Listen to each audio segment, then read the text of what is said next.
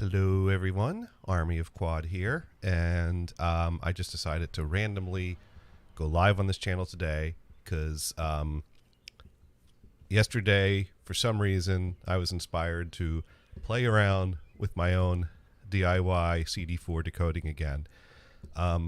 It was something I fiddled around a bit with 3 years ago and got some interesting results that were listenable and promising.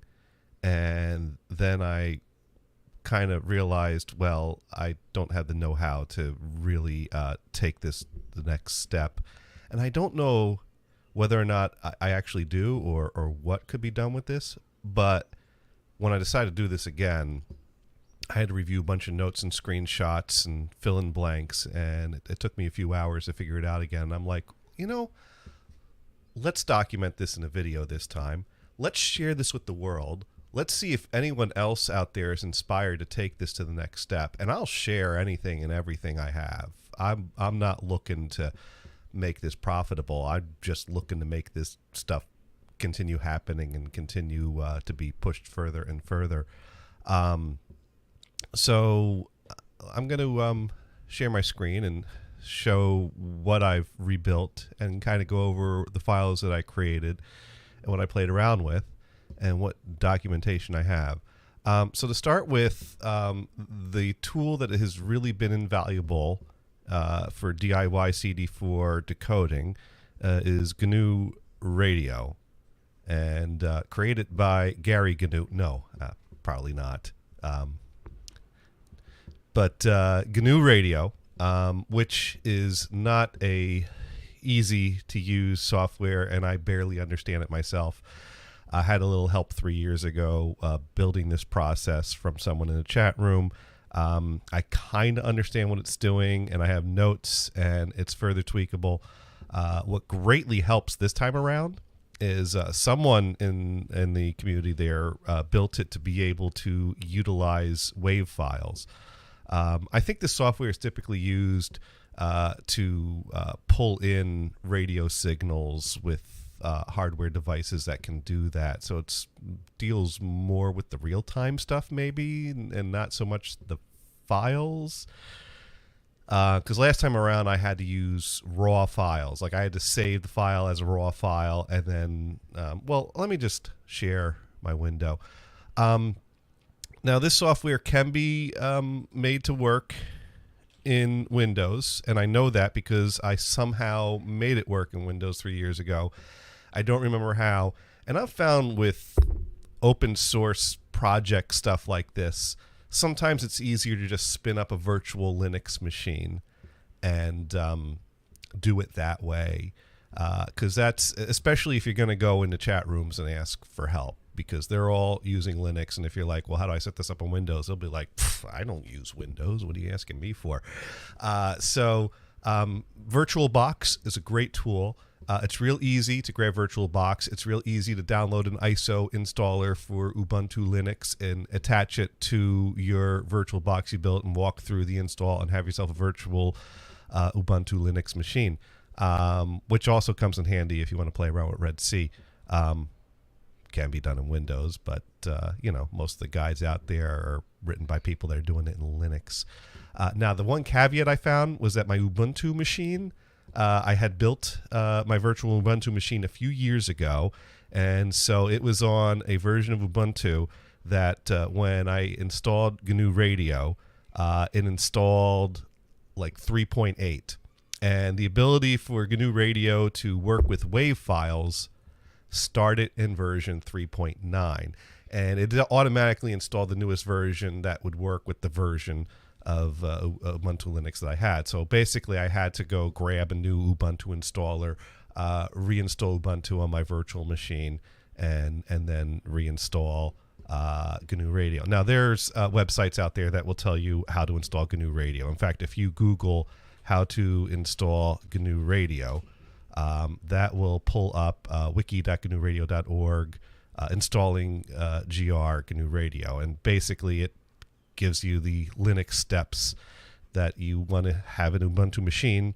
You open up a terminal and type in a bunch of sudo apt-get commands, and it will throw it all on there. It's pretty straightforward.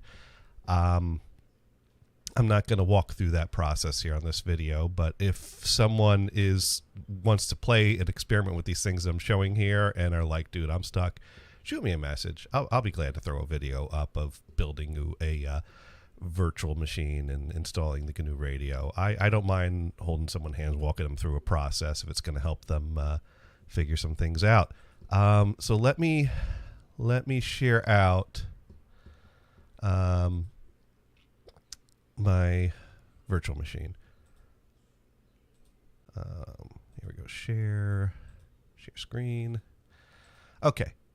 So this is my VirtualBox Ubuntu machine that I set up. And over here I added favorite GNU radio companion. And that opens up to what I built out. Now when you start a new session, it has a value for 32K filled into this sample rate variable, which is basically just a variable that plugs in the right sample rate to everything. So my files I'm starting with is a 96 kilohertz file. And I guess I should start there with what my file is that I recorded in. So let me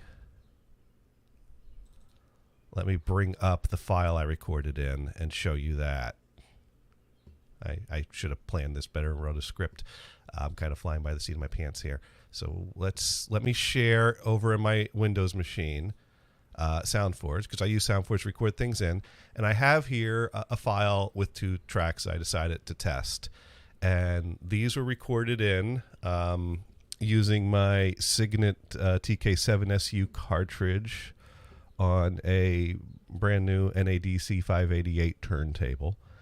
And I'm using a preamp without the RIAA curve, because one thing to consider with CD4 is that the different signal that you're going to get out of the carrier signal is pre-RIAA curve. So you're going to need your sum signal to also be pre-RIAA curve.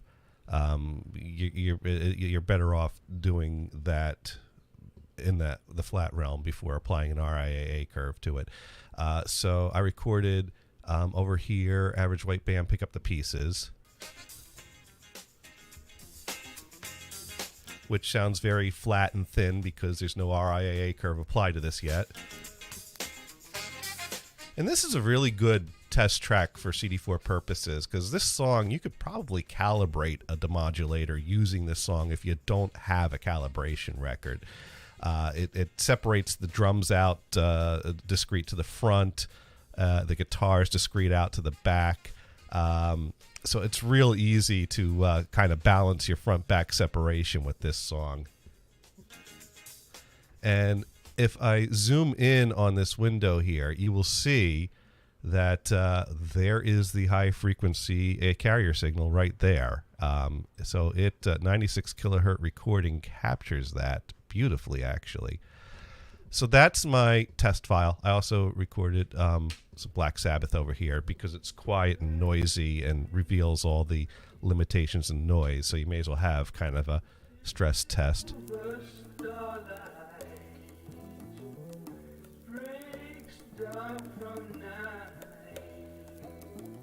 So those are those files. So let's go back over to our virtual machine. So I basically saved this file onto my virtual machine is what I did. And we will head on over there. Once again, this is my Ubuntu VirtualBox machine with GNU radio running here. And so basically we add, and the cool thing is these modules, if you get a screen cap of this and you look at this, you can kind of see, okay, WAV file source. How do we do that? Well, we go into the search box here and start typing in WAV file, and there you go, WAV file source, and you can pull that module in. And over here is where you basically browse out to your file, and I basically have a folder on this VirtualBox that I put that test WAV file into. So that is set there. And also, by default, this lays out as a 1-channel file, and it will only do 1 channel. So if you up that to 2, It then adds an out 0, out 1 module here, and you basically have to build this process out twice because each of these modules is mono. So that is how that works. So we got our WAV file source, and then we had to convert it to complex, float to complex. And I have this constant source module here. It's set to 0. And I don't know what this is or why this is here. I had some help 3 years ago, and that is how the person that helped me set this up. One thing you could do, if you have more questions, want to dig more, if you look at the properties of each of these modules, it has a link to visit a wiki page. And some of those pages are more or less informative. This one actually doesn't reference an actual wiki page, so I'm really not sure what that is. Maybe the information on the float to complex process might tell more about what's coming into the second nodule here. Actually, no, that doesn't have a link either. Huh. Oh, well, there it goes. Nah, it doesn't tell us much. So yeah, I'll fill in as many details as I can, but I don't know what this constant source is here or why it's here. But this converts my file float to complex. And now I took the out of the first one over here to this Qt GUI waterfall sync. This isn't necessary, but this brings up a visual representation of what's going on when we do the process. And it's nice to have that visual representation. But over here, the out of the float to complex conversion comes to these two modules that actually do the demodulation. Frequency exciting fur filter. Now this was tricky because there's this taps field that has to be filled in. Now it's simple enough. The sample rate takes the sample rate of the variable, which you set at 96 when you first set this up. The center frequency is where the carrier is. So we set that to 30,000 because it's a 30 kilohertz carrier signal that we're trying to demodulate. Now this here is basically what tells us how far out to listen to that. And I have a chat log where someone kind of explained this. So now the documentation I pulled up does not show this looking like this. filter.furdes.low_pass_2. I don't know where the guy that built this got that from. And for all I know, this could be an outdated way of doing things. Because if I go to the documentation here, it says, it doesn't even have the filter. It just has furdes.low_pass and these types of things. And no matter what I filled in with this syntax, when I tried to copy and paste it, I couldn't get it to actually do anything yesterday. So I had to go back to my chat logs I saved from 3 years ago. And I'm not sure what the one's for. This obviously is the sample rate of the file. This here is the starting frequency that we want to start the range at. So I'm going from 12 kilohertz. So 12 to 30, which basically means we're going to go from 30 to, well, let's see. Well, if we went from 15 to 30, we go from 30 to 45. So we're going to 48 kilohertz. So we're basically going from 12 kilohertz to 48 kilohertz, centering on the 30. And why did I set that to 12 so low? That is obviously way too low, you would say. Well, I tried doing it at like 18. Now, also, this number is how much of a range before we get, because there's like a curve, a filter curve. So basically 3,000 means that we're basically capturing 15 kilohertz at its full value, and we basically got a filter that gradually reduces it as we're getting closer to 12. And so you can kind of tweak this to make it a less severe or more severe curve. And to be honest, I played with these values yesterday, and when I was doing things that would make sense, like starting at 15 and going to 18 or 16 to 18, because I think 18K is typically what's considered the cutoff of the audible range of the sum signal. 12 seems like it would be going into an audible range, which is causing interference. But I'll tell you, I was having some sandpaper symbols, and the only way I could alleviate the sandpaper symbols was to open this up wider. And this is where I landed yesterday, starting at 12K with a 3,000 cutoff here. This 100, I don't know why that's there, and I just left that value alone. So these numbers you can tweak with more to kind of figure out where you're trying to lock in on that carrier signal. And you know, and the cool thing is that you can listen to this in real time, and I've set this one up to listen in real time, so that you and we'll get to that. So that kind of tells us how to lock in onto the carrier, and I think this actually does the demodulating based on that. Now, my original notes had the gain set to like 1.5 or whatever, and I found I was getting a way too loud file that was clipping and blah, blah, blah. And I kept having to lower and lower and lower this gain until I got to a point that it was not clipping and distorting, and I brought it down to 0.25. Now, in theory, ideally what one would do to build this out is to build this out to do a complete thing. So then you would basically take your sum signal and this different signal you're generating, and you would do the canceling and creating your files. But I'm finding that process is a little more complicated. So basically right now I've built a process that just extracts the different signal. And then once I have my different signal, I bring my source materials into Windows and do my own tweaking and things manually. And that's kind of the process I have right now, is that, yeah, I can make a CD4 conversion, but I got to work the files. I don't have a, you know, click go and boom, here's your demodulated output. Maybe we can get to that point.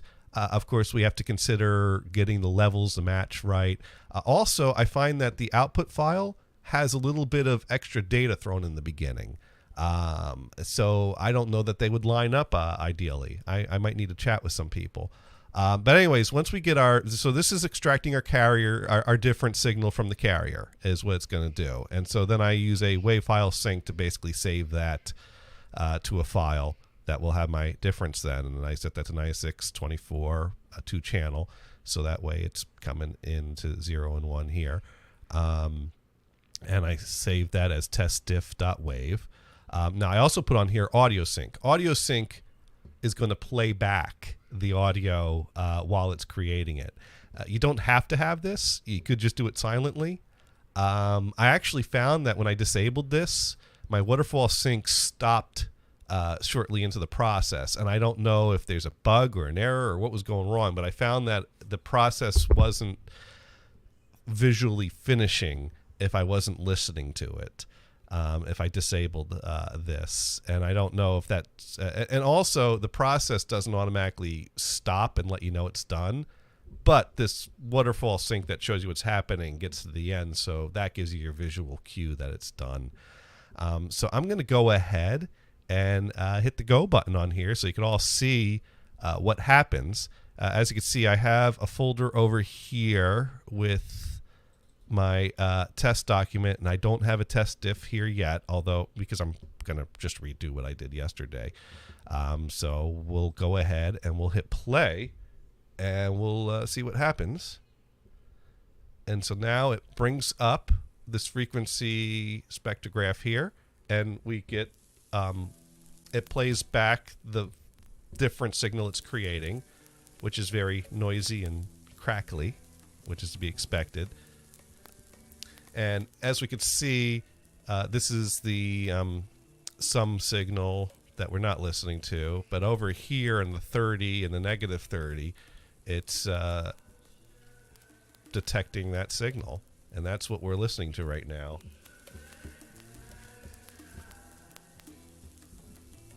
And I think this happens in real time. If I turned off the audio sync, I thought that maybe it would do this in faster than real time, but I really don't know this software that well. I'm still figuring this stuff out. I'm not a programmer, and this is the type of stuff that programmers use. So I'm a little out of my element on this. Kind of understand the concepts. Like I said, when I disabled the audio sync, the waterfall would go a little bit and then freeze. And I don't know if that's because the process stopped working or if the waterfall effect here stopped working and it was actually still processing the file. And it doesn't pop up a thing that says, okay, we're done now. So I found that the easiest way to track this is to have an audio sync have the waterfall, have it do it in real time, and then you know when you're done. Of course, if you're going to do a full album with this process, now you have a real-time process to get the output when it should be quicker. So a little bit of research, a little bit of trial and error, I should be able to come up with a quicker method to do this rather than real-time listening. But heck, this alone is pretty awesome that we are able to build a process to listen to the different signal off the carrier like this. So if anyone's watching, I think there's a chat option. I don't know. I don't see any comments coming through. I think YouTube sometimes has different ways of doing comments, and sometimes people post in places I can't see. So let me pull up the video on YouTube just in case someone's leaving comments that aren't coming through to my software. And the first song's nearly done here. So we're getting there. And then the next thing we'll do is I'll kind of show the ways I've tweaked and fiddled around with these files and what the final results were.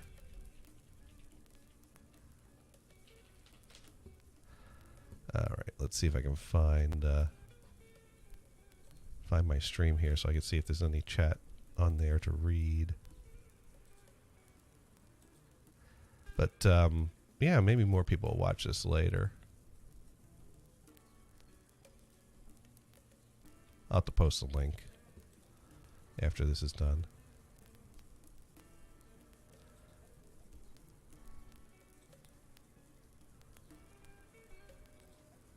All right, I'm just going to bring this up, make sure this is working.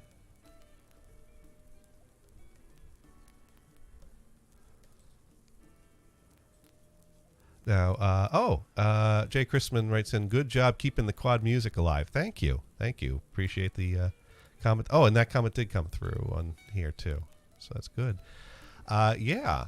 You know, we got to keep this. There's so many different ways we can keep this alive. People like playing around with the vintage stuff. People like buying modern equipment that does the things. It's great that the Dutton Vocalion label has put so many quad mixes on the SACD. That's a great way to keep it alive for people that don't want to fiddle around with vintage equipment because, you know, this is very finicky stuff. It's now the question is, can software decoding of CD4 ever surpass what hardware can do? And that's a tough question because different hardware performs to different results. Part of the reason why I'm fiddling around with this again is some conversions that have been shared of CD4 have been converted using an Ortophon setup. That is, someone has a vintage Ortophon moving coil cartridge with a Ortophon head amp that feeds the demodulator. And the reason why that is of significant noteworthiness is that typically moving coil cartridge technology came after the quad era. And one thing that's very important in getting a good demodulation of a CD4 is having your equipment paired nicely, having the right levels and impedances and all that between your turntable and your demodulator. And so the Ortophon head amp actually has a CD4 filter built into it. And as I understand it, the reason for that filter is because the moving coil Ortophon cartridges of the time had a frequency response that went beyond what was needed for CD4, and it was feared that some of that supersonic frequency that was beyond the carrier signal could interfere with the demodulation process. So they put a little filter in. Now, most people who have utilized that have said, well, I've pushed that button and I don't hear a difference either way. So I have an Ortophon MC20 vintage cartridge, which should meet the requirements and frequency response for CD4 and should pair nicely with the MCA76 Ortophon head amp. I'm getting nothing but sandpaper on the inner grooves of all my records on that, though. And driving me nuts figuring that out. And I think what it is that other people that have successfully done the Ortophon setup have done it with other demodulators. In fact, I think one of the people out there that's using that equipment is using a JVC CD450 demodulator, which of course is a holy grail demodulator that was only available in Japan in limited numbers. Good luck finding one, and if you do, you're going to pay, and you better hope it still works. So I'm guessing my Marantz CD400, which is basically a JVC 4DD5 in a Marantz case, just doesn't pair nicely with the Ortophon setup. Now, I do have a Victor CD410, and that one played a little nicer with the Ortophon, but it still wasn't perfect. And I got tired of moving cables back and forth and moving cartridges back and forth and realigning cartridges, and so I just put the Ortophon back in the box after a few months of playing around with it, and I've left the Signet alone. And it's like, well, that was a bunch of money I wasted and got no results out of. Still using the same cartridge I've been using up to this point. So that was that experiment. But I don't know. Maybe someday I'll figure something. Maybe someday JVC CD450 will turn up on eBay, and I'll get sniped at the last minute, and then I'll still be out of luck. Well. Anyways, we're getting near the end of this carrier creation. Jay Chrisman writes in, I've got all formats. Marantz CD4 DMod, Tate 101, Sansui QS2. Nice. I had a Tate. One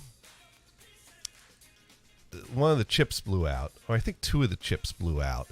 And then I found I actually bought a Dolby board off of eBay that has the right chips in it, and sent that board and my demodulator to a guy, and he said, well, one of the chips you need was good on this board, the other one wasn't, but I might have another chip somewhere. I need to go through my files and track down the guy and see if he'll sell it to you. And that was about 7 years ago. So I'm sure he'll be getting back to me real soon. I'll probably never see my Tate again. But I do have a Surround Master. So that has got me by as an SQ decoder. It's not the same as the Tate. There are pros and cons to either. Of course, SQ and QS were compromises. Then again, so is CD4. I mean, it's quite noisy to put a carrier signal on vinyl. Everything's a compromise. Except for high-res digital audio. But, all right, so we have our file created. So if we go over here, we see testdiff.wave. And, of course, I created that same file with the same process yesterday and copied it over to my Windows machine. And so we pretty much heard what that sounded like as we played it. And so what I do at that point is, well, the different signal is very noisy, very crackly. So I like to do a little bit of declicking at that point to my sum and my difference. Now, getting it's funny. If you record in the output of a demodulator, you will notice that the high frequency carrier is still present. I don't think maybe it's different from demodulator to demodulator, but my Marantz CD400 does not filter out the carrier when it adds and subtracts to separate out the front and back, which is fine because that's getting into the inaudible range. So I guess there's technically no reason you would have to filter that out. But I like to filter that out because in the digital realm that can sometimes get a little complicated. So what I have is Isotope RX7. And Isotope is a great software to deal with tweaking the audio, tweaking your audio a bit. I'm going to go ahead and share that window. We're back in the Windows domain here. So if I were to open a file, let's see what I have here. I have here my testdiff file.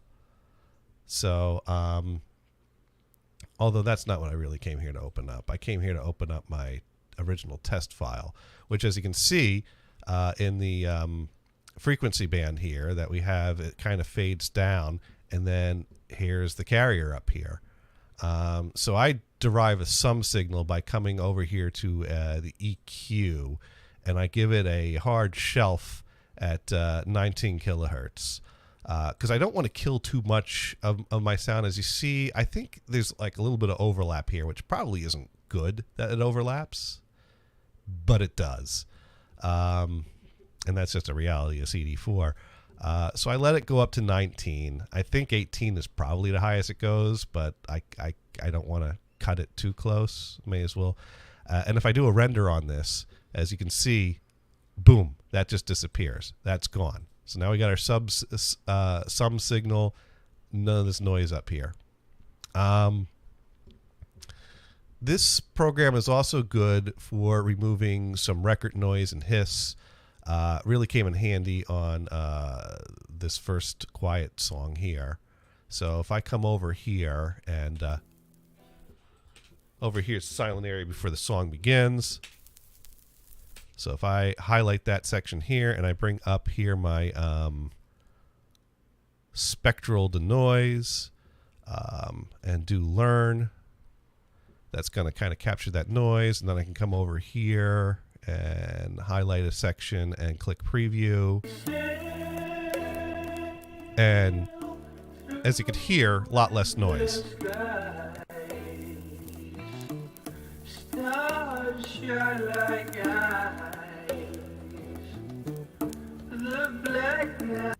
Now, although I usually save this process for after I've derived my front and my rear channels, I'm just kind of showing this off now while I have this window up, so I'm going a little out of order.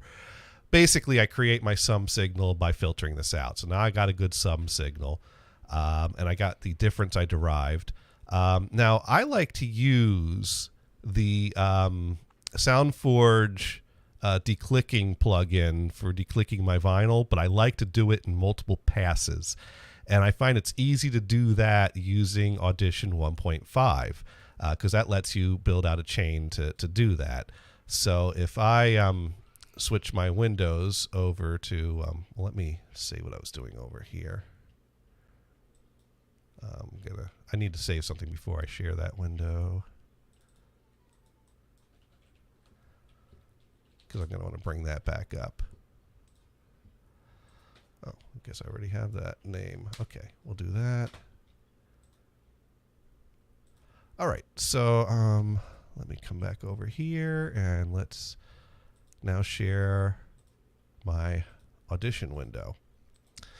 So here I am in Adobe Audition in a multi-track session, and this is a preset version that I saved out. As you can see, this FX1 is put down. If I bring this up, this brings up a series of 7 1,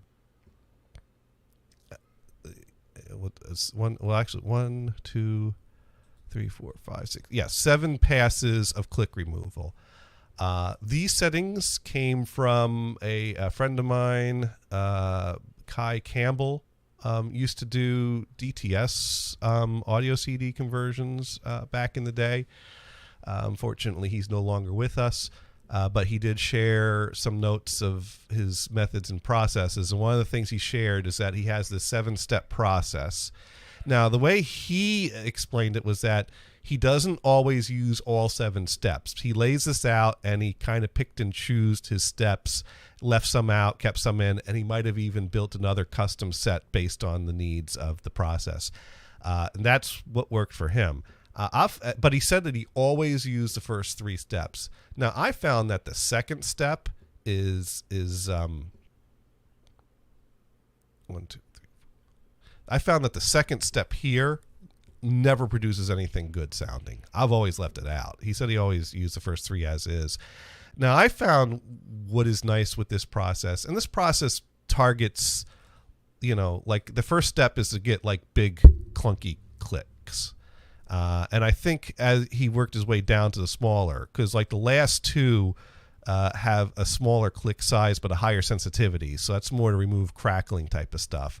And I think usually the 6th step was his last step, but sometimes he had a 7th step if he needed to remove even more little crackly stuff, depending on how crackly the recording is. And I've found that the way I've used this process is to fine tune each one rather than put them in or take them out. So I'm going to go ahead and get my I'm going to import my what is it? Test diff. And then also I derived test sum. Now, someone might say it might be a good idea to do this declicking after combining the files, but there's a reason why I did it this way, and that's because I found that the different signals should be expanded. And I have a chart that shows how to expand it, and I tried to use a add-in in SoundForge to complete that expansion, but the loud clicks in the file mess with that expansion process. So I want to get a clean, different signal before doing my expansion process. And I might be completely off base on how I'm interpreting these things. So this is one of these things I'm going to share out there and see if someone watches and says, dude, you don't know what the hell you're talking about. That is just completely wrong. But I'm gonna throw this out there. So I bring in my sum and my difference. And especially we might put the difference in here, and we'll take a listen to what this sounds like. So I've bypassed all but the first step, and if I keep residual output, I could hear that this is doing a lot, but I don't really want this first step to do a lot. It's really more to target the big things, and the later ones better target the crackles. Usually I dial this one back quite a bit. What you don't want, or what I think you don't want, is especially if we were to come and listen to Pick Up the Pieces, that's got a definite beat to it. And if you can hear the rhythms and the beat being removed by the click and crackle removal, that means it's not removing clicks and crackles. It's removing drum hits. It's removing parts of the beat. So I really dial it back until I don't hear a discernible beat. Like if I come up here,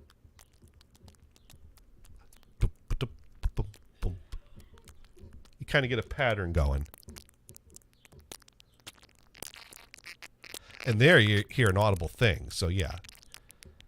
So I really want to get this back till it sounds more like a haphazard removing of just click and record noise.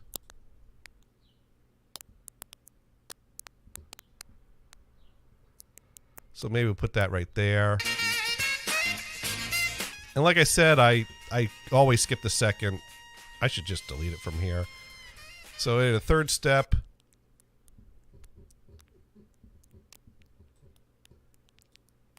dial that back a little bit. Now it's like moving with nothing, so what's the point? Maybe about there be good. Anyways, I'm not going to go through all this because I already did all that. And so then I get my different signal and my sum signal with less crackle on them. And you can spend more or less time trying to clean up. You could maybe draw out some pops and crackles if you got some nasty ones that are visual by using the pencil tool and SoundForge. Jay Chrisman writing in, I run a Pickering XUV D5000 Mark II S cartridge for CD4 and a Technics SL1700, and this combo works well. Great find on the Tate chips. Thanks. Hopefully that'll pay off someday. So I'm going to bring back in my SoundForge window. And so at that point, here's what I found. Actually, you know what I should share? I should share another thing I have. And what I have is a bunch of documents that were sent to me by Nick Perugini. And what this is that, as you see, it's fairly simple, relatively speaking, to derive the different signal out of the carrier signal off of a record that's captured properly. Software is already designed to pull out signals and waves like that. Here's the challenge. that part of the CD4 format is that difference signal, it was put through a noise reduction process. And so to properly get that out, you need to decode that noise reduction, ANRS. And it was a special version of ANRS that was derived specifically for CD4. So the only equipment that was really ever built to properly decode that out were demodulators. So I'm not sure how one tackles that in the digital realm with this. So my starting point was I reached out to Nick Perugini, who knows everything CD4, and has lots of documents and documentation and scans and books and things like that of things relating to quadraphonic in the industry. And I'm like, what can you send me that you have about the ANRS noise reduction in the CD4? And so he took some time and went through his papers and scanned some things in for me. And I'm going to go ahead and share what he scanned. And I'll gladly zip these up and send these to anyone that wants them, that wants to build on this or figure this out, because I don't know how to program something that makes sense out of it. I don't know how to make sense of this reading it, but I have the data. I just don't know what to do with it or how to interpret it. But I did find something that I tried. Anyways, this is further improvements in the discrete 4-channel disk system CD4. Obviously, I don't have this up big enough to read, but I'm going to flip through, and there's charts and there's diagrams. And I tried to look for something relevant here. This looks like something signal frequency, ANRS frequency response. So I guess that might be an EQ filter that you would need to apply to it. I came up with a cheat for that. But what I noticed here was down here was the compression and expansion. Although there's 2 lines over here of expansion and 2 lines here of compression. And I see that the inner line is pointed to 630 hertz and the outer line is at 15K.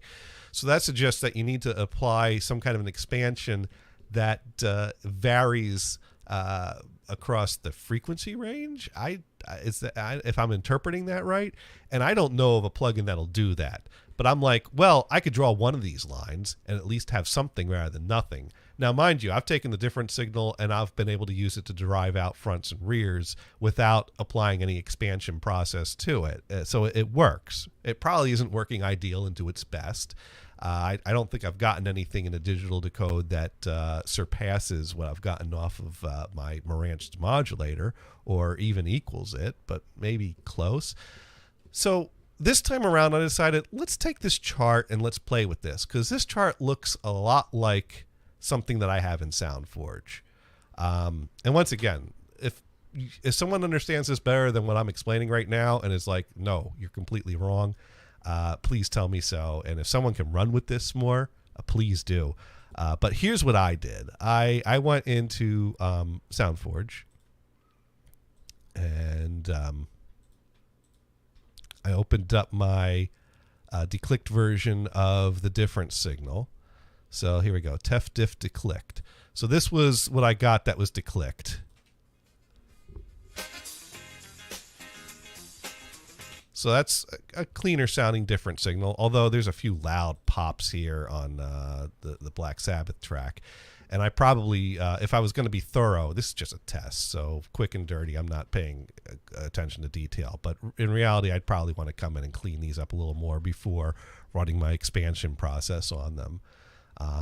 But anyways, so if we go under Effect, Dynamics, Graphic, over here is where you can build expansion and compression. And so I kind of traced this line out to correspond with that graph that we saw on the expansion side. Of course, that only corresponds to the inner line. It doesn't correspond to the outer line. I can't really make this do different things.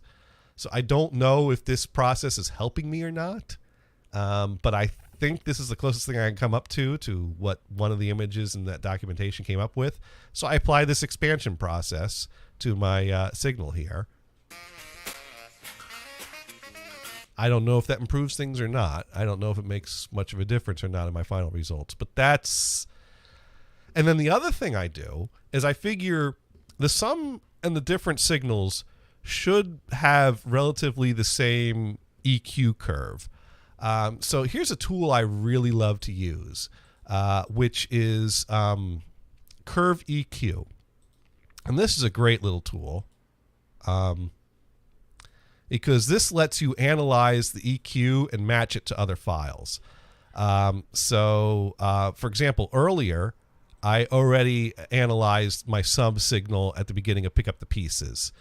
And that is and that curve looks like this. So now having that, what I could do is I can come over here and highlight the beginning of Pick Up the Pieces. And this by default is set to only show your spectral graph in real time. So I'm going to change this from real time average to just plain average. And now I hit the preview button. And you see over here, this here is building an average spectral EQ curve of this recording as it plays. And I basically let this play until it pretty much stops moving and becomes stationary. And I also try to stop at the same point on my source and my apply to files. Now, one thing that's different between these two files is that this file doesn't have the strict cutoff at 19K that my sum has. So I got to compensate for that with what I come up with. So I might give it a verse or a verse chorus or Now, I already did this, so I don't need to sit here and wait for this to go. But as you can see, it's pretty stationary now. So I'm going to hit stop. I'm going to come over here. I'm going to take that. So this is what I'm applying to. And this here was what I captured off of the sum file. So this is my reference. And then I go match spectrums. And now I come over here. It draws here an EQ curve that is going to make the EQ of this file match the curve of the EQ of my sum. And I think my sum and my difference should probably have a pretty matching EQ curve. Is that perfect? Probably not. Probably not. It's possible that the sum might have more of something than the difference has. But in theory, I think they'd be somewhat close to the same EQ range. Also, I remove my dot here at the end because I know that that's compensating for the fact that there's actually something here, whereas this has a hard cutoff. And at that point, I would go apply that to all. And so anyways, that's how I derive my final difference signal, was by cleaning up the clicks, applying that expansion process, trying to make it match the EQ curve of my sum signal. And once I have all those, I could go back over to Audition. And a lot of back and forth between software here. So let me, and hello, True Stereo. True Stereo writes in, great to see a new video. Thanks. Thank you. Thank you for joining us here today. If you missed the beginning, you might want to come back and watch the recording of this if this whole process interests you. So we're going to come over and we're going to come back over to Audition where we were last declicking. So what do we do next in Audition? Well, I'm going to come over and open up the session that I'm going to click no on that. So over here, I got my sum signal and my difference signal, and I've matched the volume of them. So they're pretty relatively the same volume. Match EQ of them. And one of the problems with the gnuradio output is that my difference signal at the gnuradio output has this garbage here at the beginning of the file, which means that they don't sync up perfectly to the start. But I have found that, as you see, there's noise here at the start. So if I get this first quiet sample to line up, that lines them up. Another thought I had was, well, maybe they'll line up perfectly at the end. Maybe if the beginning doesn't line up, maybe the end will line up perfectly. No, they don't, unfortunately. And that's something I hope that maybe I could do some more chatting or corresponding with people in the GNU Radio chat room and try to figure out, hey, how is this meant to work?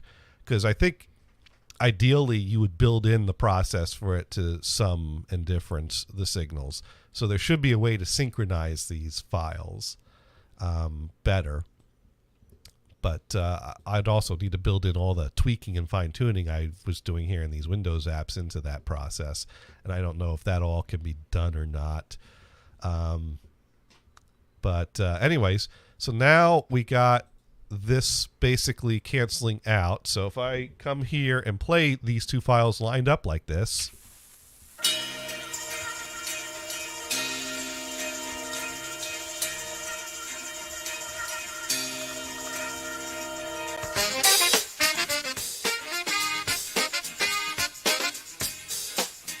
we've got very prominent drums, very prominent saxophones, and more of a reverby guitar, which is exactly how the front of this song should sound. Of course, without RIAA curve. But if we come over here and we basically what we would do at this point is we would bounce these two down. So there you go. Bounce down all audio clicks, all audio tracks. And so now we have a mix down here. And over here, I have a VST effect that I installed that applies an RIAA curve. So now I do that and I click OK.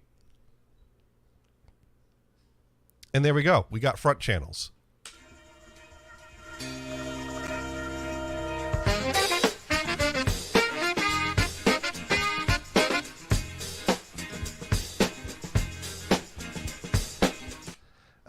Now to get our back channels, we'll move this mix down from the session here. We'll open up our different signal and we'll go to Effect Invert and we'll invert that. Boom.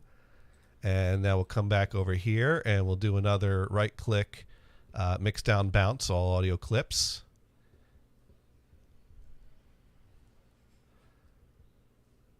And now we have a second mixdown file. So we'll come over here and we'll do our effects, VST, RIAA, click OK on that. And now if we take a listen over here.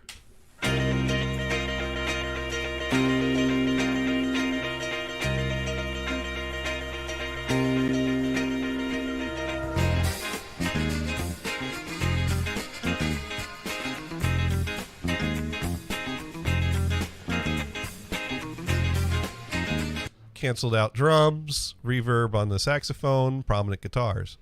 That's our back channels. Like I said, this song is, if you don't have a calibration record and you want to set up a demodulator before you can track one down, this song you could probably satisfactorily calibrate a demodulator with.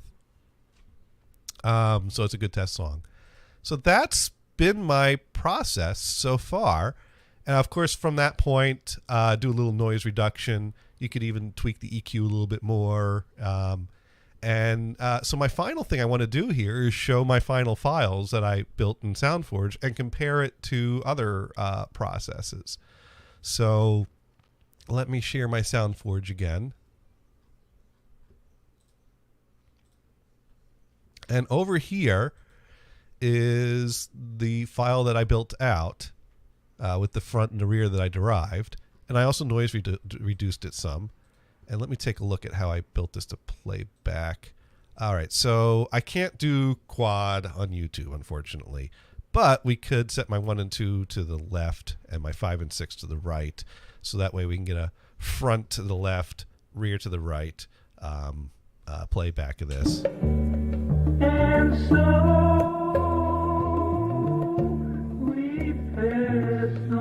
now this song, very quiet, very noisy, and I've noise reduced it quite heavily, and it still sounds pretty crappy.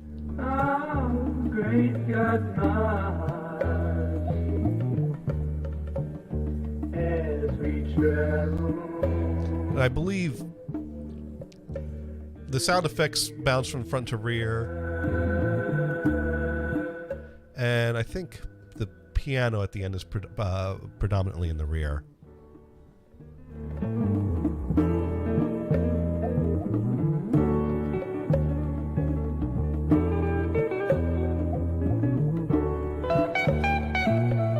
Now, the good thing is we don't need this file because this is available on reel-to-reel, which has been captured and shared out in the internet many times before.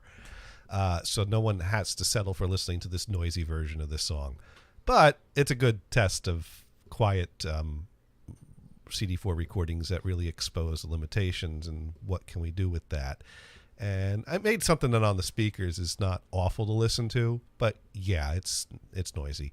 But over here, with Pick Up the Pieces, with the fronts panned left and the rears panned right, here's what we got for our final result.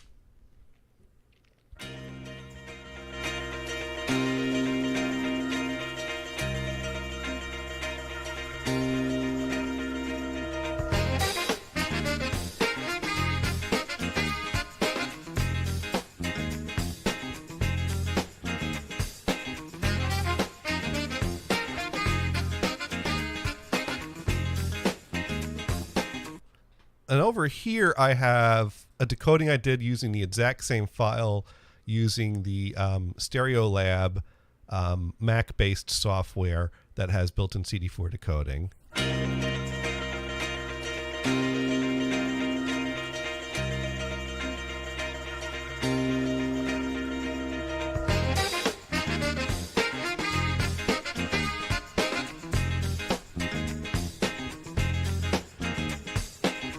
And I gotta say, if I really analyze these two files back to back, there are some things I like better on mine. There's some things I like better on this. I think the Stereolab software is not using as wide of a band when capturing the carrier signal, because I noticed there is kind of a pinched off feel to this software. I've hesitated from talking much about that because I'm very supportive of the project, and I'm glad someone actually built a commercial CD4 decoder. And I don't think the market is there for them to invest much more time into fine-tuning it. But I keep hoping that someone takes it the next step.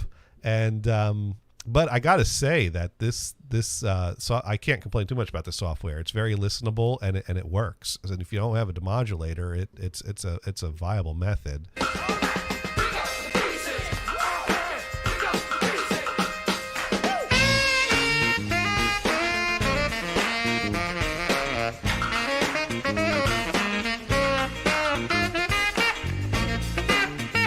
And if I come over here to mine,